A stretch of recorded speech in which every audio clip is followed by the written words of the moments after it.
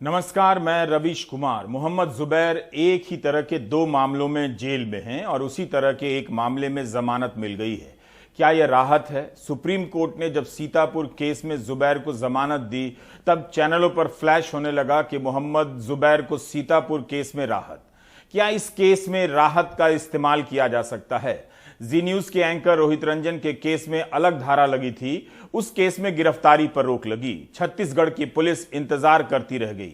अलग अलग केस होने के बाद भी राहत का सही इस्तेमाल रोहित के केस में ही हो सकता है, जुबैर के केस में नहीं। जुबैर की यह राहत वैसी ही है जैसे बारिश से उमस और गर्मी से राहत मिल जाती है, मगर शहर में ट्रैफिक जाम की आफत आ जाती है। किसी भी शहर में बारिश आती है, लोग जाम में फंस जाते हैं। क्या इसे बारिश से राहत लिखा जा सकता है? जिस तरह से जनता को ट्रैफिक जाम की आदत पड़ चुकी है, उसी तरह से उसे इस बात से कोई फर्क नहीं पड़ता कि जमानत के इंतजार में लाखों लोग लंबे समय से जेल के भीतर सड़ रहे हैं। कहीं कहीं तो अति बारिश के कारण शहरों में बाढ़ की भी नौबत आ गई है। लेकिन जलवायु परिवर्तन पर बात करना विकास का विरोध समझा जा सकता है।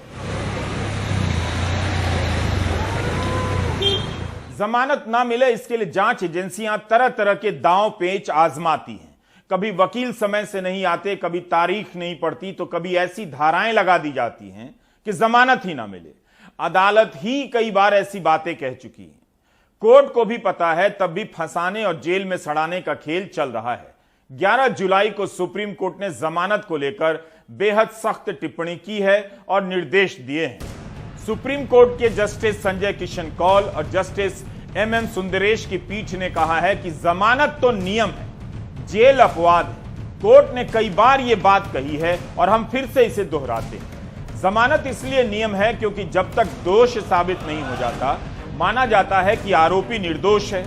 जस्टिस कौल और जस्टिस सुंदरेश की पीठ ने कहा कि हमारे मन में कोई संदेह नहीं कि यह प्रावधान मौलिक अधिकार का है, जो अनुच्छेद 21 का मूल इरादा है। किसी भी लोकतंत्र में यह धारणा नहीं बननी चाहिए कि यह पुलिस राज्य है। भारत की जेलों में विचाराधीन कैदियों की बाढ़ आ गई है। इनमें से अधिकांश को गिरफ्तार करने की भी जरूरत नहीं। खुद सुप्रीम अदालत कह रही है कि बिना जरूरत के गिरफ्तारी हो रही है और जमानत के केस की सुनवाई में हफ्तों महीनों लग जाते हैं। इसके कारण लोग बिना सजा के ही लंबे समय तक जेल में रह जाते हैं। सीबीआई द्वारा एक व्यक्ति की गिरफ्तारी से संबंधित मामले में कई अहम निर्देश जारी किए गए हैं। जेल और जमानत के बारे में सुप्रीम कोर्ट का फैसला भी है और टिप्पणियां भी। इस बार तो कोर्ट ने निर्देश जारी कर दिया कि सरकार बेल एक्ट की तरह जमानत को लेकर कानून बनाए। हाईकोर्ट से कहा है कि 2 हफ्ते के भीतर जमानत के मामलों की सुनवाई करे और 4 महीने के भीतर हाईकोर्ट, केंद्र सरकार और राज्य सरकार स्टेटस रिपोर्ट दें। सुप्रीम कोर्ट कह रहा है कि बिना जरूरत के गिरफ्तारी हो रही है, रिमांड पर लिया जा रहा है। लगातार जेल में रखने के बाद आखिर में उसे बरी करना घोर अन्याय का मामला है। यह कोर्ट का बयान है। कोर्ट ने कहा है कि यह निश्चित रूप से जांच एजेंसी की औपनिवेशिक भारत की मानसिकता को दिखाता है। तब फिर कैसे हो रहा है कि किसी को जेल में रखने के लिए यहां से लेकर वहां तक मामले दर्ज हो रहे हैं? यहां से जमानत मिलती है तो वहां से जमानत नहीं मिलती है। मोहम्मद जुबैर के खिलाफ दिल्ली के अलावा यूपी के सीतापुर, लखीमपुर खीरी और अन्य जगहों में भी FIR दर्ज है। इनमें कई धाराएं एक समान हैं। दिल्ली पुलिस की FIR में एक बड़ा अंतर है। इसमें जुबैर के खिलाफ आपराधिक साजिश रचने की धारा 120B और FCRA की धारा लगाई गई है। मोटा मोटी इसका मतलब हुआ विदेशी फंड की जांच की धारा। वैसे रेजर पे से ऑल्ट न्यूज चंदा लेता है। इसकी कंपनी का बयान मीडिया में छपा है कि उनके प्लेटफॉर्म से ऑल्ट न्यूज को कोई भी विदेशी चंदा दे ही नहीं सकता। इस केस में जमानत पर सुनवाई 14 जुलाई को होगी। लखीमपुर खीरी के केस में जुबैर को 14 दिनों के लिए न्यायिक हिरासत में भेजा गया है। इस मामले में जमानत की सुनवाई 13 जुलाई को होगी। सीतापुर में दर्ज FIR में भी जुबैर को 14 दिनों की न्यायिक हिरासत में भेजने का आदेश हुआ था। उस केस में पहले सुप्रीम कोर्ट ने 5 दिनों की अंतरिम जमानत दी और अब इसे अगली सुनवाई के लिए बढ़ा दिया गया है। अगली सुनवाई सितंबर महीने में हो सकती है। आज जस्टिस DY चंद्रचूड़ और जस्टिस बोपन्ना की बेंच ने सीतापुर केस की FIR ही रद्द करने की याचिका पर यह कदम उठाया। इस केस में यूपी पुलिस की तरफ से हाजिर हुए additional solicitor general SV Raju ने जवाब देने के लिए समय मांगा था। सुप्रीम कोर्ट की 2 जजों की पीठ का ही आदेश है कि गैर जरूरी गिरफ्तारियां होती हैं और रिमांड लिए जाते हैं। ऐसा ज्यादातर मामलों में होता है। जुबैर का मामला कई कोर्ट में विचाराधीन है। क्या यह दावे के साथ कहा जा सकता है कि जुबैर के मामले में गिरफ्तारी और जमानत का विरोध एकदम जरूरी ही है? जस्टिस कौल और जस्टिस सुंदरेश के फैसले की टिप्पणी है कि भारत में आपराधिक मामलों में दोष सिद्धि की दर बहुत कम है। हमें ऐसा प्रतीत होता है कि यह कारक नकारात्मक अर्थों में जमानत आवेदनों पर फैसला करते समय अदालतों के विवेक पर भार डालता है। अदालतें यह सोचती हैं कि दोष सिद्धि की संभावना निकट है। मोहम्मद जुबैर के मामले में सुप्रीम कोर्ट ने कुछ राहत दी है, लेकिन ये ऐसे मामले हैं जिसपे एक बात साफ हो जाती है कि अगर सरकारें चाहें, एजेंसियां चाहें तो किसी भी व्यक्ति को कभी तक जेल में रखने का इंतजाम कर सकती हैं। हालांकि अब सुप्रीम कोर्ट जमानत पर, रिमांड पर, गिरफ्तारियों पर एक आदेश जारी कर चुका है जिसको लागू होने में कुछ वक्त लगेगा। लेकिन ये याद रखना चाहिए कि पहले भी सुप्रीम कोर्ट ऐसे मामलों में बड़ी राहत आरोपियों को देता आया है, क्योंकि जिस तरीके से अलग अलग जगह पर एक ही मामले में केस दर्ज होते रहे, खासतौर पर राजद्रोह, देशद्रोह, सेडिशन की एफआईआर दर्ज की गई, आरोपियों को गिरफ्तार किया गया, बहुत लोगों को समन भेजे गए, नोटिस भेजे गए, उसमें सुप्रीम कोर्ट ने सीधे दखल दिया था। और सुप्रीम कोर्ट ने एक बड़ा सवाल केंद्र सरकार से पूछा भी था कि आपको इस अंग्रेजों के जमाने के कानून की क्या जरूरत है? ये वो कानून है जिसको अंग्रेजों ने इस्तेमाल किया था महात्मा गांधी के खिलाफ, बाल गंगाधर तिलक के खिलाफ, उनकी असहमति की आवाज को दबाने के लिए। और केंद्र सरकार से जवाब मांगा था। केंद्र सरकार ने कहा कि उसको कुछ वक्त चाहिए इस कानून पर फिर से विचार करने के लिए। लेकिन सुप्रीम कोर्ट ने एक ऐतिहासिक कदम उठाया, एक बड़ा कदम उठाया और कहा कि जब तक केंद्र सरकार इस पर विचार नहीं करती, इस कानून को वापस लेने पर, तब तक देशद्रोह, राजद्रोह, सेडिशन को लेकर कोई भी नया मामला दर्ज नहीं होगा। जो पहले दर्ज हुए हैं वो लोग कानून के मुताबिक जो गिरफ्तार हो चुके हैं वो अपनी जमानत अर्जी लगा सकते हैं। देश के इतिहास में इस तरह के मामले बहुत ज्यादा नहीं हैं जब देश की सबसे बड़ी अदालत ने इस तरह किसी कानून पर खुद इस तरह रोक लगाई हो और अपने उस अधिकार का इस्तेमाल किया हो जो अधिकार संविधान ने उसे दिया है कि न्याय के सिरों को पूरा करने के लिए वो संविधान के जो अनुच्छेद 142 उसके तहत कोई भी आदेश जारी कर सकता है। तो ऐसे में सुप्रीम कोर्ट को ये पता है कि किस तरीके से मिसयूज होता है, दुरुपयोग सिस्टम का किया जाता है, और शायद इसी वजह से सुप्रीम कोर्ट चाहता है कि व्यक्ति की जो मौलिक अधिकार जो है आज़ादी का, वो किसी तरह छीना ना जाए, गलत गिरफ्तारी ना हो, गलत तरीके से रिमांड पर ना लिया जाए, और अगर सब कुछ हो जाता है तो कम से कम उसको जल्द जमानत का भी दी जाए, क्योंकि देश में बाढ़ आ गई है कैदियों की। दिल्ली के पटियाला कोर्ट में जुबैर की जमानत याचिका पर सुनवाई चल रही थी। वकील वृंदा ग्रोवर जुबैर की तरफ से बोलने लगी कि मैं एक फैक्ट चेकर हूं, मैं पत्रकार हूं, मेरा काम है झूठी खबरों की फैक्ट चेकिंग करना। मेरे काम से कुछ लोगों को बुरा लग सकता है। मैंने 2018 में ट्वीट किया है और इस बात से पीछे नहीं हट रहा। ये ट्वीट 1983 में बनाई गई ऋषिकेश मुखर्जी की एक फिल्म से लिया गया है। फिल्म आज भी देखी जा रही है, उस पर रोक नहीं है। उस फिल्म को देखने पर रोक नहीं पर मुझे जेल में डाल दिया गया।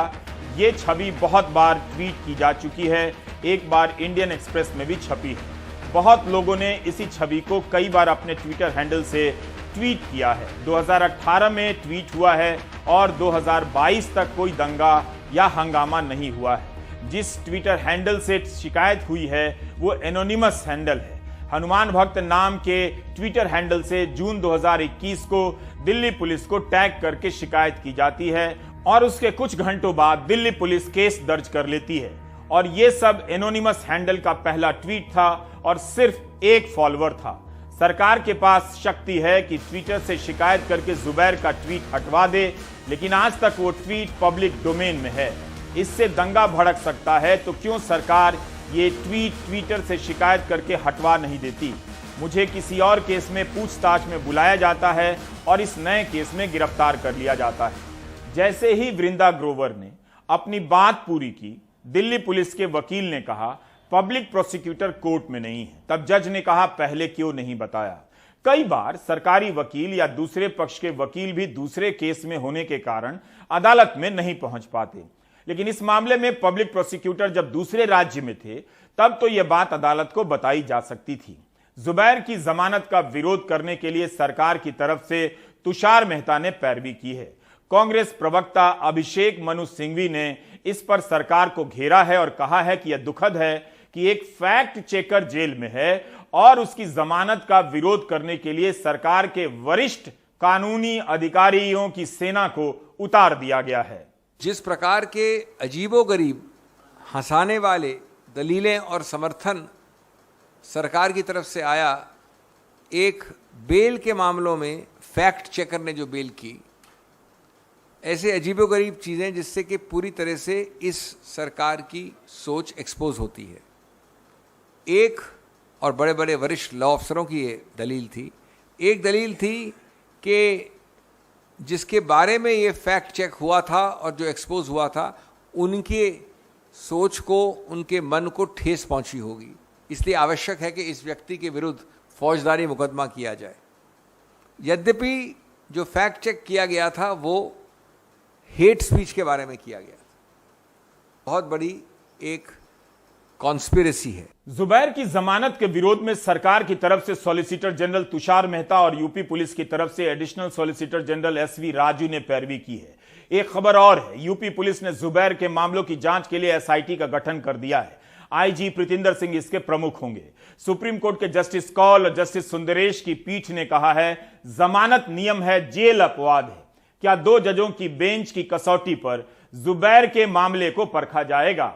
4 महीने बाद स्टेटस रिपोर्ट आएगी, तभी पता चलेगा कि सुप्रीम कोर्ट के निर्देशों के बाद क्या बदलने जा रहा है। जेलों में क्यों लोग बंद किए जा रहे हैं? पिछले साल दिसंबर में केंद्र सरकार ने संसद में बताया कि हाई कोर्ट में जजों के 400 से अधिक पद खाली हैं। कांग्रेस नेता अभिषेक मनु सिंघवी ने कर्नाटक हाईकोर्ट के जज को धमकी दिए जाने का मामला भी उठाया। कर्नाटक हाईकोर्ट के जस्टिस HP संदेश को धमकी दिए जाने की बात रिकॉर्ड पर आ चुकी है। द हिंदू अखबार में जस्टिस HP संदेश का बयान छपा है कि 1 जुलाई को इस कोर्ट के चीफ जस्टिस का फेयरवेल था। एक मौजूदा जज आए और मेरे बगल में बैठ गए। उन्होंने कहा कि दिल्ली से फोन आया था, नाम तो नहीं बताया, लेकिन कहा कि जिसने दिल्ली से फोन किया था उसने मेरे बारे में पूछताछ की। मैंने तुरंत जवाब दे दिया कि मैं किसी राजनीतिक दल से नहीं जुड़ा हूं। जज केवल इसी बात पर नहीं रुके और कहा कि पुलिस के अतिरिक्त महानिदेशक उत्तर भारत के हैं और काफी पावरफुल हैं। उन्होंने किसी तबादले का उदाहरण भी दिया। मुझे खेद के साथ कहना पड़ता है कि ये सरकार 3 आइज वाली सरकार है। जो मैंने आपको कहा अभी, डराना, भड़काना, इंटिमिडेशन, गैर कानूनी हस्तक्षेप, इंटरफेरेंस और दुष्प्रभाव, influence. Intimidation, interference and influence. और ये सब विशेष रूप से दयनीय हो जाता है जब इसका दुरुपयोग किया जाता है सबसे महत्वपूर्ण संस्था के लिए, यानी न्यायपालिका।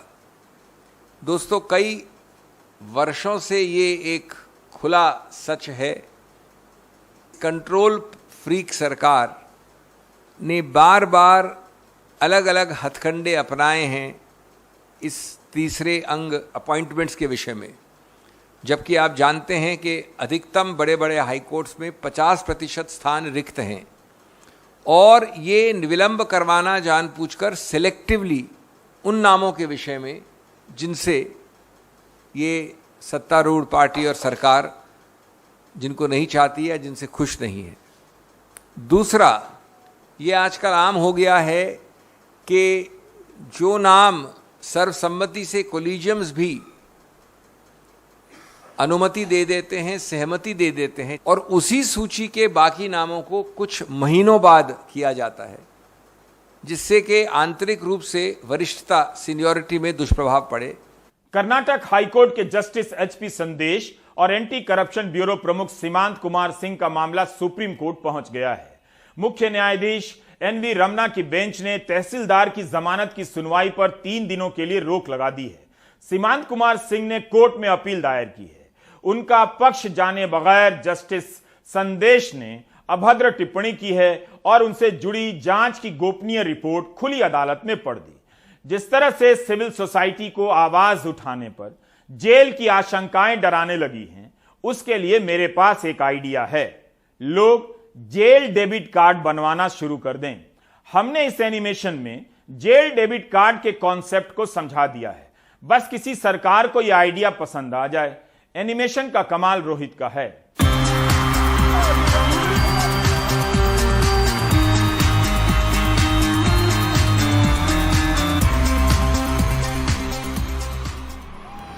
अरे ठहरो, पहले जान तो लो जेल डेबिट कार्ड है क्या।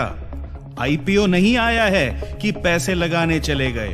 डूब जाएंगे तो मुझी को कहेंगे आप कवर नहीं करते। कवर करो तो 100 खतरे उठाओ। पत्रकार हैं तो जेल भी जाओ। ऐसे ही लोगों के लिए है जेल डेबिट कार्ड। अगर आप सरकार से सवाल करते हैं, पत्रकारिता करते हैं, विपक्ष की राजनीति करते हैं या पिछड़े लोगों के अधिकारों के लिए संघर्ष करते हैं तो जेल डेबिट कार्ड जरूर बनवाएं। आजकल ट्विटर पर कभी भी अभियान चलाकर किसी को भी जेल भेजा जा सकता है। जो पत्रकारिता कर रहा है वो इस डर में रहता है कि उसका कभी भी नंबर आ सकता है। उसे नहीं तो उसका मित्र जेल में डाला जा सकता है, उसकी नौकरी जा सकती है, उस पर हमला हो सकता है। लेकिन अगर आपके पास जेल डेबिट कार्ड है तो आप खुद ही पहले से जेल जाकर इस डेबिट कार्ड में जेल टाइम क्रेडिट कर सकते हैं। यानी अपनी ही मर्जी से जेल में रहिए, जेल की यातनाएं सहिए और इसे जेल डेबिट कार्ड में जेल टाइम क्रेडिट कर दीजिए। सरकार जिसे जेल भेजना चाहे उतना टाइम जेल डेबिट कार्ड से डेबिट करा लेगी। वैसे भी जेल जाने की आशंका में जीना एक तरीके से जेल में ही जीना है ना। इस तरह जेल एक सफल बिजनेस मॉडल बन सकता है, स्टार्टअप खुल सकता है, बड़ी संख्या में लोग जेल जाने लगेंगे। अखबार में लंबे लंबे लेख लिखकर सरकार को चिढ़ाने से अच्छा है खुद ही जेल चले जाएं। सरकार के समर्थकों का ईगो भी संतुष्ट हो जाएगा कि फलाना जेल जा चुका है। जो भी अपनी मर्जी से जेल जाना चाहे उसे जेल में डाल दिया जाए। इससे सरकार के दिमाग से भी ये भार उतर जाएगा कि किसे जेल भेजना है और कब भेजना है। जेल डेबिट कार्ड हर सजग नागरिक का अधिकार होना चाहिए। और हां, जेल डेबिट कार्ड से भारत की अच्छी छवि भी बनेगी कि लोग खुद ही जेल जा रहे हैं। गांधी ने खुद जेल जाकर गुलाम भारत के लोगों से जेल का डर निकाल दिया। अब आजाद भारत में बजाय इस टेंशन में रहने के कि आपकी बारी कब आएगी, बेहतर है सारे लोग मिलकर जेल जाएं। गली गली से जेल जत्था निकले, लोग जेल जाएं, नौजवान स्कूल कॉलेज छोड़कर जेल जाएं, दफ्तर से निकले लोग रास्ते बदलकर जेल जाएं। जिस किसी के पास ये डेबिट कार्ड होगा उसके भीतर से जेल का भय समाप्त हो जाएगा।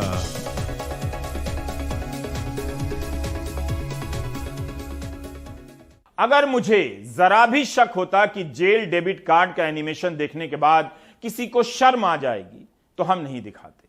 हमें भरोसा था कि लोग इसे मनोरंजन का ही सामान समझकर हंसेंगे और जो कहना चाहता हूं उसे नहीं समझेंगे। जबकि हमने यह एनिमेशन आपके मनोरंजन के लिए नहीं बनाया, ना ही व्यंग्य विधा के विकास में हम कुछ जोड़ना चाहते। हमने यह एनिमेशन इसलिए बनाया है कि खुद अदालत को भी लगता है कि बिना जरूरत के जेल में रखा जा रहा है। जमानत देना नियम है, अपवाद नहीं, फिर भी जमानत नहीं दी जा रही। तो ऐसे में क्या किया जाए? क्यों ना खुद से वीकेंड में सैटरडे संडे को जेल में जाकर रहा जाए और जेल डेबिट कार्ड बनवा लिया जाए। अगर जेल भेजना औपनिवेशिक मानसिकता है तो जेल के भय को दूर करना गांधीवादी साहस। जेल डेबिट कार्ड उसी साहस का डेबिट कार्ड है। भारत में खबरों की कोई कमी नहीं, लेकिन समस्या यह है कि उन खबरों के कारण किसका समर्थक नाराज हो जाए, किसकी सरकार पीछे पड़ जाए और खबर सुनाने वाला जेल चला जाए, पता नहीं।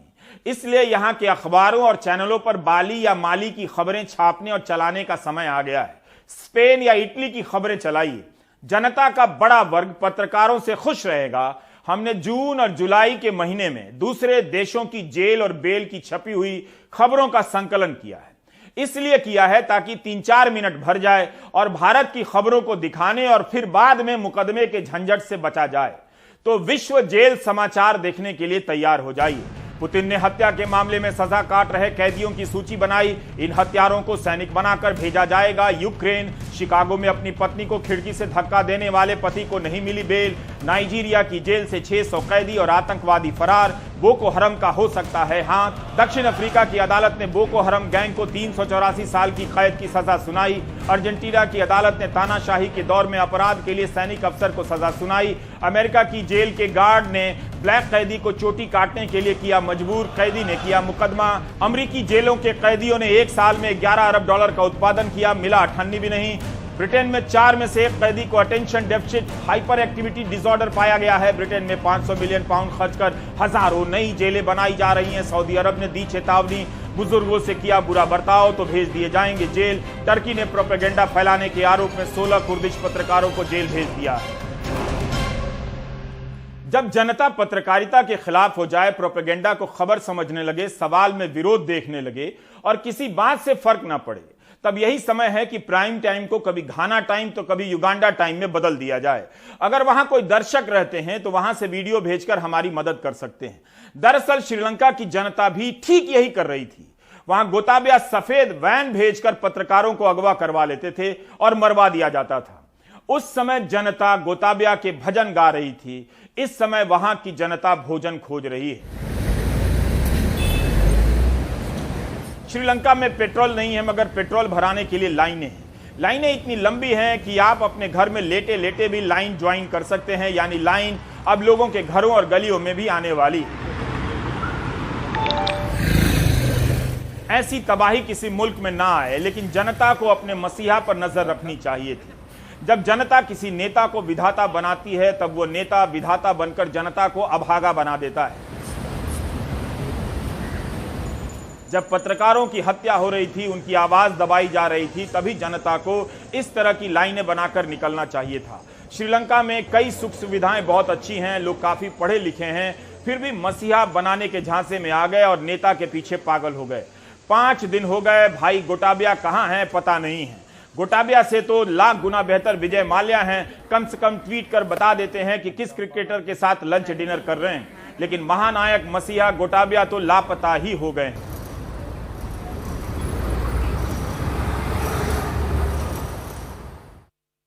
लोक कथाओं के सहारे अवतार बनने वाले नेता किस लोक में विलोप कर जाते हैं पता नहीं चलता। जिस राष्ट्रपति को वहां की जनता अवतार बना रही थी, उनके आलीशान भवन को देखकर अचरज में है। वह राष्ट्रपति भवन से निकल ही नहीं पा रही है। उसे लग रहा है कि वह भी उन्हीं लोक कथाओं में पहुंच गई है, जहां से वह अपने लिए एक नायक, महानायक, मसीहा खोजकर लाई थी।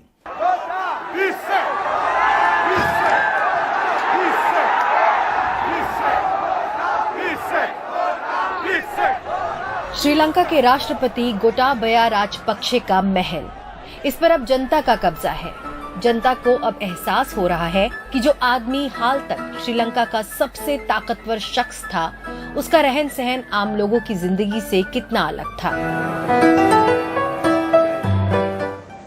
आम जनता में महल को देखने की इतनी उत्सुकता है कि महल के बाहर लगी कतार बाजारों में पेट्रोल के लिए लगी कतार से भी बड़ी हो चुकी है। मैंने ऐसे ऐश पहले नहीं देखे। इससे ज्यादा विलासिता नहीं हो सकती। बाहर लोग भूख से परेशान हैं, लेकिन इन लोगों पर कोई फर्क नहीं पड़ता। वो सिर्फ सत्ता के लिए लड़ रहे हैं। वो दलाली लेते रहे, अरबों रुपए चोरी करते रहे। राष्ट्रपति के महल की तरह ही श्रीलंका के प्रधानमंत्री रनिल विक्रमसिंघे के सरकारी निवास टेम्पल ट्री में भी भारी भीड़ जुट रही है। हालत ये है कि टेम्पल ट्री के अहाते में लोग अब सामूहिक खाना बना रहे हैं। श्रीलंका के प्रधानमंत्री आवास में अब लोगों के लिए कम्युनिटी किचन की व्यवस्था की जा रही है। यहाँ पे लोगों के लिए खाना बन रहा है। तकरीबन 1000 से लोग रोज आते हैं, उनके लिए खाना बन रहा है। अब देख सकते हैं। प्रदर्शन में हिस्सा लेने के लिए घर छोड़े मुझे 3.5 महीने हो गए। मैं काम पर भी नहीं जा रहा हूं। मैंने देश के लोगों का साथ देने के लिए अपना काम भी छोड़ दिया। मैं सड़कों पर ही सोया हूं। पुलिस से मार खाई है। श्रीलंका की जनता अपने देश के अमीर और ताकतवर लोगों की विलासिता भरी जिंदगी देखकर हैरान है, जबकि श्रीलंका के शहरी और ग्रामीण इलाकों के लोग और मध्यम वर्ग जैसे तैसे अपनी जिंदगी काट रहा है। लाखों लोगों की नौकरियां जा चुकी हैं। हर कोई अपने भविष्य को लेकर परेशान है। आने वाले दिनों में अपने परिवारों का पेट कैसे भरेंगे, बस यही एक चिंता उन्हें खाई जा रही है। हमने राष्ट्रपति का महल सिर्फ टीवी पर देखा है। हम वहाँ नहीं गए, वहाँ नहीं जा सकते। क्या करें, हम बहुत परेशान हैं। रसोई गैस नहीं है। ताकतवर और अमीर लोगों के पास खाना है। हम संकट में हैं। देश को संकट में धकेलने वाले अपने नेताओं से नाराज श्रीलंका की इस आम जनता का कहना है कि जब तक राष्ट्रपति और प्रधानमंत्री इस्तीफा नहीं दे देते, तब तक वो उनके निवास से नहीं हटेंगे। कोलंबो से श्रीजा एमएस की रिपोर्ट, एनडीटीवी इंडिया के लिए। पूरा प्राइम टाइम जापान और चीन के समाचारों से भरने के लिए भी दिमाग चाहिए, कॉपीराइट फ्री वीडियो चाहिए। फिलहाल हमारी आज की सामग्री खत्म हो रही है। उम्मीद है मेरी बात को आप मनोरंजन के तौर पर नहीं देखेंगे। बहरहाल अनुराग द्वारी की यह खबर आप देख सकते हैं। 2011 में मध्य प्रदेश मेडिकल यूनिवर्सिटी की शुरुआत जबलपुर में हुई, जिससे राज्य के सारे एमबीबीएस, डेंटल, नर्सिंग, आयुर्वेदिक, यूनानी, होम्योपैथी, योग, प्राकृतिक चिकित्सा, पैरामेडिकल के कोर्स संचालित होते हैं। पिछले साल एनडीटीवी ने बताया था कि यूनिवर्सिटी में कैसे फर्जीवाड़ा चल रहा है, जिसके बाद कुलपति को इस्तीफा देना पड़ा। हाईकोर्ट के आदेश पर जांच के लिए आयोग का गठन हुआ। अब इस आयोग की रिपोर्ट आ गई है, जो बताती है कि कैसे मध्य प्रदेश में दाखिले के लिए घोटाला हुआ, जिसे व्यापम कहा जाता है। इस रिपोर्ट को व्यापम पार्ट 2 कहा जा रहा है।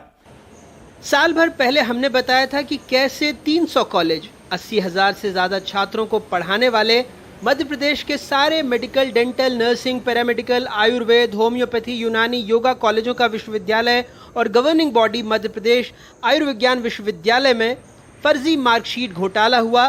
प्रश्न पत्र बनाने से लेकर उत्तर पुस्तिका जांचने, रीवैल्यूएशन से लेकर मार्कशीट जारी करने में गंभीर अनियमितता हुई है। छात्रों के न सिर्फ नंबरों में हेरफेर कर मार्कशीट जारी की गई, बल्कि कई ऐसे छात्रों को पास बताया गया जो परीक्षा में बैठे ही नहीं थे। एनडीटीवी की इस खबर पर जस्टिस के त्रिवेदी की जांच कमेटी ने साल भर बाद अपनी मुहर लगा दी है। बड़ी बात यह है कि तत्कालीन कुलपति डॉक्टर टीएन दुबे, तत्कालीन एग्जामिनेशन कंट्रोलर डॉक्टर वृंदा सक्सेना सहित जिस पूर्व कुल सचिव डॉक्टर जेके गुप्ता में पहले विश्वविद्यालय ने जांच कमेटी बनाई थी, वो खुद भी सवालों के घेरे में हैं। कमेटी ने पाया है कि कुलपति कुल सचिव ने एग्जाम कंट्रोलर को 12 रोल नंबर लिखकर दिए और कहा कि इन्हें पास करना है। कुलपति दुबे के ऊपर खुद की हैंडराइटिंग में रोल नंबर लिखकर देने के आरोप हैं। एमबीबीएस, बीडीएस और एमडीएस के 13 छात्रों को स्पेशल रीवैल्यूएशन का फायदा देकर पास कर दिया गया, जबकि विश्वविद्यालय के अध्यादेश में रीवैल्यूएशन का नियम है ही नहीं। ये सारे छात्र एनआरआई कोटे से थे। ये वो छात्र हैं जो रीवैल्यूएशन में भी 2 बार फेल हो गए थे। इनके रीवैल्यूएशन की कॉपियों की जांच की गई तो इसमें ओवरराइटिंग भी मिली। 278 ऐसे छात्र मिले जिनका नामांकन दूसरे नाम से हुआ और परीक्षा दूसरे छात्र ने दी, यानी एनरोलमेंट नंबर अलग नाम से और एग्जाम देने वाला कोई अलग छात्र। एग्जाम कंट्रोलर ने छुट्टी पर रहते हुए सरकारी ईमेल के बजाय जीमेल का उपयोग करके कॉलेजों में प्रैक्टिकल के नंबर दिए। थ्योरी और प्रैक्टिकल में ग्रेस नंबर दिए गए, जबकि किसी विषय में इसका प्रावधान नहीं है। व्यापम घोटाला तो लोगों की नौकरियों से जुड़ा था, लेकिन मेडिकल यूनिवर्सिटी का यह घोटाला तो आपकी जान से जुड़ा है। आपको यह नहीं मालूम कि जो डॉक्टर आपका इलाज कर रहा है वह इस योग्य है भी कि नहीं, उसने किसी तरह से फर्जी डिग्री हासिल की है। कमेटी का यह भी कहना है कि वर्तमान कुल सचिव डॉक्टर प्रभात बुधोलिया ने दस्तावेज उपलब्ध कराने में असहयोग किया, हालांकि वो इसे गलत बता रहे हैं। जब हम जुलाई 2021 में जब मैंने ज्वाइन किया तो मैंने बंद करवा, हम लोगों ने बंद कर दिया इसको। इसकी जानकारी लगी हम लोगों को तो हम लोगों ने बंद कर दिया इसको। जब आपने जानकारी लगी तो आपने कोई एक्शन नहीं लिया? किस बारे में? रिवैल्यूएशन जो किए गए हैं, 13 छात्रों के रिजल्ट पास कर दिए गए उनको। जी, इनके ऊपर क्या, देखिए उसके बाद से लगातार हम लोग वो कर रहे थे, लगातार हम लोग कार्य कर रहे थे। उसी संदर्भ में तो बाद में जांच समिति बनाई गई थी। पहले एक जांच समिति बनी थी, फिर हाई कोर्ट ने हाई लेवल कमेटी ऑर्डर कर दी। जस्टिस त्रिवेदी जांच कमेटी ने 7 बिंदुओं की अपनी सिफारिशें सरकार को दे दी हैं और सरकार कह रही है कि हर बात को माना जाएगा। हाई कोर्ट के जो भी दिशा निर्देश होंगे हम उसका अक्षरशः पालन करेंगे। जो चेंजेस हुए हैं यूनिवर्सिटी में वीसी और बाकी रजिस्ट्रार, वो हमने ही की है। जब उस समय छात्रों की तरफ से जो शिकायतें हमें प्राप्त हुई थी उसको लेकर हमने तत्काल कदम उठाए थे और हमने ही निर्णय लिया था कि उस समय के तात्कालिक वाइस चांसलर और वहां के उस समय के रजिस्ट्रार और पूरी यूनिवर्सिटी के अमले को हमने बदला था। लेकिन सर चिकित्सा शिक्षा को लेकर क्योंकि मध्य प्रदेश पहले भी व्यापम की वजह से बदनाम, देखिए इसको किसी और चीज से जोड़ना युक्त नहीं होगा। मुझे लगता है कि एक बहुत ही संवेदनशील मामला है। हम किसी और विषय से इसको जोड़ेंगे तो इसकी भी गंभीरता खत्म होती है। हालांकि मामले को कानून की दहलीज पर लाने में अहम रोल निभाने वाले लोग जांच रिपोर्ट और खास तौर पर उसकी अनुशंसा से खुश नहीं हैं। इसमें जो रिपोर्ट पढ़ने के बाद जो अनुशंसा की गई है इससे बड़ी निराशा हुई। जिस मामले में आपराधिक प्रकरण दर्ज करने की अनुशंसा होनी चाहिए कंपनी के खिलाफ, यूनिवर्सिटी के अधिकारियों के खिलाफ, तो मात्र एक इसको प्रशासनिक फेलियर बता करके इसको निपटाने का जैसे लगता है प्रयास है। ये बड़ा निराशाजनक है। इसमें कंपनी की संलिप्तता, डाटाबेस में छेड़छाड़, ये तमाम चीज़ें होने के बाद एक तरीके का साइबर क्राइम था। इसको उस एंगल से बिल्कुल भी इंक्वायरी नहीं की गई। कहा जरूर गया कि कंपनी की संलिप्तता से घोटाला हुआ है, लेकिन इतना कह देने बात से नहीं होता। इसमें आपराधिक प्रकरण दर्ज करने की अनुशंसा होनी चाहिए थी। बहरहाल इन सब के बीच विश्वविद्यालय के छात्र हैं जो हाथों में आला लेकर इलाज का सपना संजोए थे, लेकिन भ्रष्टाचार और लेट लतीफी से कहते हैं किस्मत पर ताला पड़ गया है। हम लोगों का समय अगर टोटली अगर माना जाए तो 6.5 वर्ष लगते हैं, जबकि कोर्स तो हमारा 4 वर्ष का है और 5-6 महीने की इंटर्नशिप है, लेकिन 6.5 वर्ष तो लग ही जाते हैं क्योंकि पहले की जो फर्स्ट ईयर है वो 2.5 साल में निकलता है आपका। यहाँ से एग्ज़ाम ले नहीं पाती है यूनिवर्सिटी, सबसे ज़्यादा बात यहाँ आके फंस जाती है। बस फर्स्ट ईयर का रिजल्ट नहीं आया सर, सेकेंड ईयर का एग्ज़ाम इतना 2 साल बाद हुआ है सर, उसमें भी हो रहा है सर। कहीं जॉब भी नहीं मिल पाती इस चक्कर में सर, फैमिली कंडीशन ऐसी ख़राब है। परीक्षाओं में गड़बड़ियों की शिकायत मिलने के बाद हाईकोर्ट के आदेश पर 14 अक्टूबर 2021 को 5 सदस्यीय कमेटी का गठन किया गया था, जिसने अब अपनी रिपोर्ट सौंपी है। मुन्ना भाई पर नकल करके MBBS में दाखिले का आरोप था, लेकिन कॉलेज ने जब चोरी पकड़ी तो उन्हें मेहनत करनी पड़ी।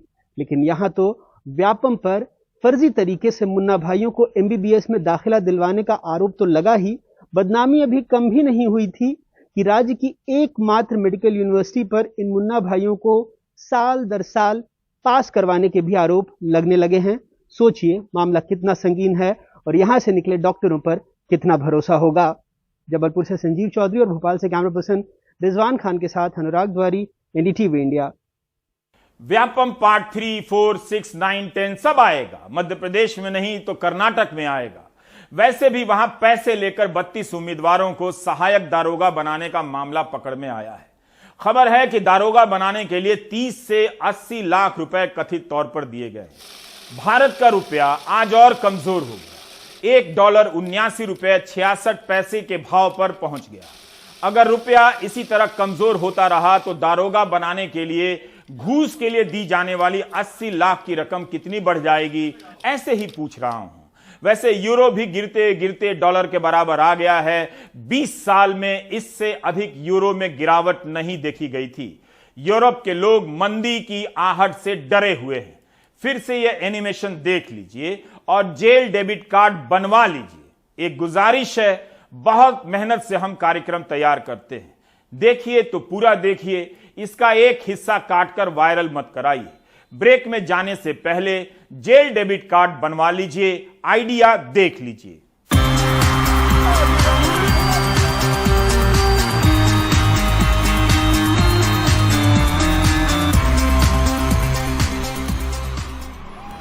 अरे ठहरो, पहले जान तो लो जेल डेबिट कार्ड है क्या। IPO नहीं आया है कि पैसे लगाने चले गए। डूब जाएंगे तो मुझी को कहेंगे आप कवर नहीं करते। कवर करो तो 100 खतरे उठाओ, पत्रकार हैं तो जेल भी जाओ। ऐसे ही लोगों के लिए है जेल डेबिट कार्ड। अगर आप सरकार से सवाल करते हैं, पत्रकारिता करते हैं, विपक्ष की राजनीति करते हैं या पिछड़े लोगों के अधिकारों के लिए संघर्ष करते हैं तो जेल डेबिट कार्ड जरूर बनवाएं। आजकल ट्विटर पर कभी भी अभियान चलाकर किसी को भी जेल भेजा जा सकता है। जो पत्रकारिता कर रहा है वो इस डर में रहता है कि उसका कभी भी नंबर आ सकता है। उसे नहीं तो उसका मित्र जेल में डाला जा सकता है, उसकी नौकरी जा सकती है, उस पर हमला हो सकता है। लेकिन अगर आपके पास जेल डेबिट कार्ड है तो आप खुद ही पहले से जेल जाकर इस डेबिट कार्ड में जेल टाइम क्रेडिट कर सकते हैं। यानी अपनी ही मर्जी से जेल में रहिए, जेल की यातनाएं सहिए और इसे जेल डेबिट कार्ड में जेल टाइम क्रेडिट कर दीजिए। सरकार जिसे जेल भेजना चाहे उतना टाइम जेल डेबिट कार्ड से डेबिट करा लेगी। वैसे भी जेल जाने की आशंका में जीना एक तरीके से जेल में ही जीना है ना। इस तरह जेल एक सफल बिजनेस मॉडल बन सकता है, स्टार्टअप खुल सकता है, बड़ी संख्या में लोग जेल जाने लगेंगे। अखबार में लंबे लंबे लेख लिखकर सरकार को चिढ़ाने से अच्छा है खुद ही जेल चले जाएं। सरकार के समर्थकों का ईगो भी संतुष्ट हो जाएगा कि फलाना जेल जा चुका है। जो भी अपनी मर्जी से जेल जाना चाहे उसे जेल में डाल दिया जाए। इससे सरकार के दिमाग से भी ये भार उतर जाएगा कि किसे जेल भेजना है और कब भेजना है। जेल डेबिट कार्ड हर सजग नागरिक का अधिकार होना चाहिए। और हां, जेल डेबिट कार्ड से भारत की अच्छी छवि भी बनेगी कि लोग खुद ही जेल जा रहे हैं। गांधी ने खुद जेल जाकर गुलाम भारत के लोगों से जेल का डर निकाल दिया। अब आजाद भारत में बजाय इस टेंशन में रहने के कि आपकी बारी कब आएगी, बेहतर है सारे लोग मिलकर जेल जाएं। गली गली से जेल जत्था निकले, लोग जेल जाएं, नौजवान स्कूल कॉलेज छोड़कर जेल जाएं, दफ्तर से निकले लोग रास्ते बदलकर जेल जाएं। जिस किसी के पास ये डेबिट कार्ड होगा उसके भीतर से जेल का भय समाप्त हो जाएगा।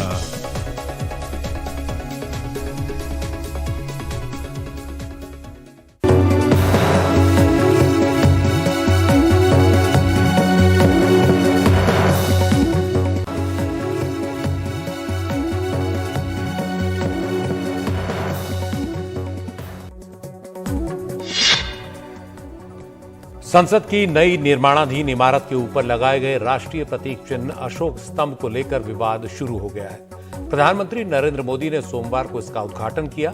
विपक्षी दलों का कहना है कि राष्ट्रीय प्रतीक में कई बदलाव किए गए हैं जो देश का अपमान है। विपक्ष ने अशोक स्तंभ की प्रतिकृति में दिखाए गए शेरों के चेहरों के भाव में बदलाव का आरोप लगाया है। आरजेडी ने कहा कि मूल कृति के चेहरे पर सौम्यता का भाव था। अमृतकाल में बनी नकल के चेहरे पर इंसान, पुरखों और देश का सब कुछ निगल जाने की आदमखोर प्रवृत्ति का भाव मौजूद है। तृणमूल कांग्रेस की सांसद महुआ मोइत्रा और जवाहर सरकार ने भी आरोप लगाया है कि अशोक स्तंभ के शेरों के चेहरों को ज्यादा आक्रामक बना दिया गया है, जबकि पहले उनके चेहरों पर राजसी सौम्यता थी। उधर इस प्रतिकृति को तैयार करने वाले डिजाइनरों का दावा है कि उन्होंने मूल अशोक स्तंभ में कोई बदलाव नहीं किया है। शिवसेना राष्ट्रपति चुनाव में एनडीए की उम्मीदवार द्रौपदी मुर्मू का समर्थन करेगी। शिवसेना के ठाकरे गुट के नेता उद्धव ठाकरे ने पार्टी के 16 सांसदों की अपील पर यह फैसला लिया है। इन सांसदों ने सोमवार को उद्धव से मुलाकात कर उनसे द्रौपदी मुर्मू के समर्थन की अपील की थी।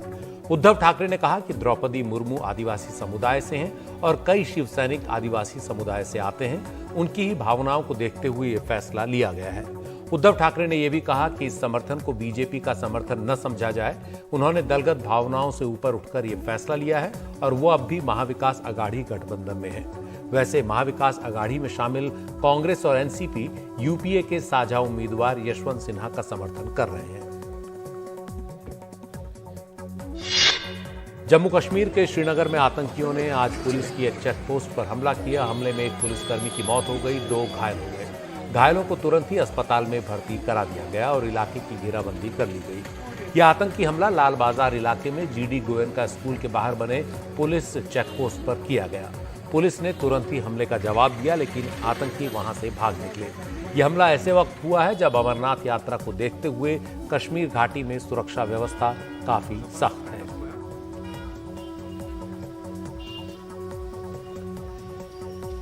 आप देख रहे थे प्राइम टाइम। नमस्कार।